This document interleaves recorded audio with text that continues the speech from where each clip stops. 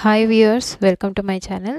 ఈ వీడియోలో మనం పచ్చి మామిడికాయ పులిహోరని టేస్టీగా ఎలా చేసుకోవాలో చూద్దాం. ముందుగా స్టవ్ వెలిగించి ప్యాన్ పెట్టుకొని అందులో నూనె వేసుకోవాలి.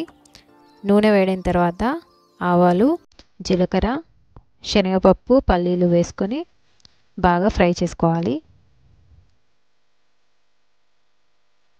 ఇవి బాగా ఫ్రై అయిన తర్వాత ఇందులో ఎండుమిర్చి వేసుకొని లైట్గా ఫ్రై చేసి కట్ చేసిన పచ్చిమిర్చి కూడా వేసుకొని బాగా ఫ్రై చేసుకోవాలి.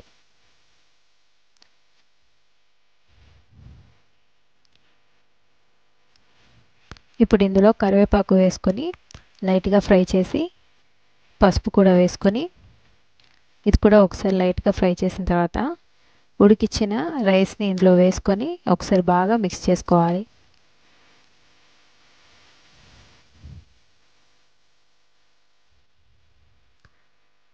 ఇప్పుడు ఇందులో సరిపడా సాల్ట్ వేసుకొని మళ్ళీ ఒకసారి బాగా మిక్స్ చేసుకోవాలి. ఇప్పుడు స్టవ్ ఆఫ్ చేసి ఇందులో మామిడికాయ తురుము వేసుకొని మళ్ళీ ఒకసారి బాగా కలుపుకోవాలి. ఇందులో నేను ఒక మామిడికాయ మొత్తం తురిమి వేసుకున్నాను. మామిడికాయ తురుముని పోపులో ఫ్రై చేసి కూడా చేసుకోవచ్చు, కానీ ఇలా పచ్చిది వేసుకుంటేనే పులిహోర చాలా టేస్టీగా ఉంటుంది. ఇప్పుడు ఫైనల్గా ఇందులో కొత్తిమీర వేసుకొని ఒకసారి బాగా మిక్స్ చేసుకొని బౌల్లోకి తీసుకోవాలి. ఇలా చేసుకుంటే పచ్చి మామిడికాయ పులిహోర చాలా టేస్టీగా ఉంటుంది.